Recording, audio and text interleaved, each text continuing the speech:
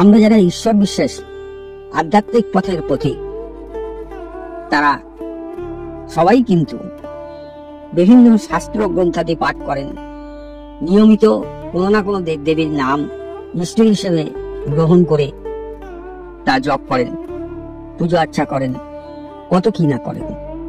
কিন্তু যদি বলি কোনো শাস্ত্রগ্রন্থ পাঠ করার দরকার নেই, কোনো ধ্যান জপ করার দরকার নেই, কোনো পুজো আর্চা করার দরকার নেই, তাতেও কিন্তু আপনি ঈশ্বরের সম্পত্তির অধিকারী হতে পারেন।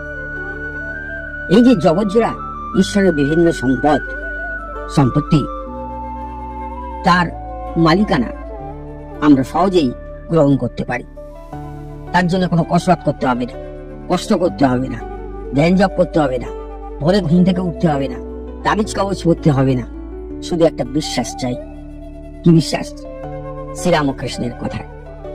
ভগবান শ্রীরামকৃষ্ণ যে কথা বলছেন, সেই কথাতে যদি বিশ্বাস আমরা আনতে পারি, বিশ্বাস রাখতে পারি, তাহলে কিন্তু আমরা জগতের অমূল্য সম্পত্তির অধিকারী হতে পারবো।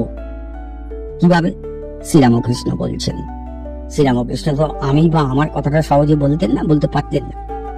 তিনি কি সুন্দর প্রতিশ্রুতি দিচ্ছেন।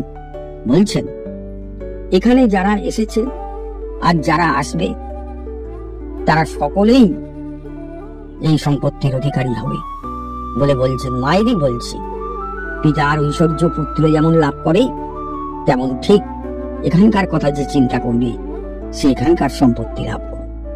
এখানকার সম্পত্তি মানে শ্রীরামকৃষ্ণের যে দীর্ঘ সাধন জীবন, আর সেই সাধন জীবনে যে সমস্ত ফল তিনি অর্জন করেছেন, সেগুলো সব সঞ্চিত আছে ভক্তকুলের জন্য। শ্রীরামকৃষ্ণকে যারা আত্যন্তিক ভালোবাসবে, আন্তরিক ভালোবাসবে, বিশ্বাস করবেন, তারা সকলেই শ্রীরামকৃষ্ণের সম্পত্তির অধিকারী। সে মানুষ যতই নিকৃষ্ট হোক, সে মানুষ যতই উৎকৃষ্ট হোক, শ্রীরামকৃষ্ণের সম্পত্তির অধিকার প্রত্যেকের আছে। তাই শ্রীরামকৃষ্ণকে যদি আমরা বিশ্বাস করি, তাহলে আমরা শ্রীরামকৃষ্ণের যাবতীয় সম্পত্তি আছে, সম্পদ আছে, তার অধিকারী হব। আমরা শ্রীরামকৃষ্ণের মতো একজন আদর্শ মানুষে পরিণত হব। শ্রীরামকৃষ্ণের সম্পত্তি মানে তার বাণী, তার উপদেশ, তার চরিত্র, এসবই আমাদের বৈশিষ্ট্য হয়ে দাঁড়াবে।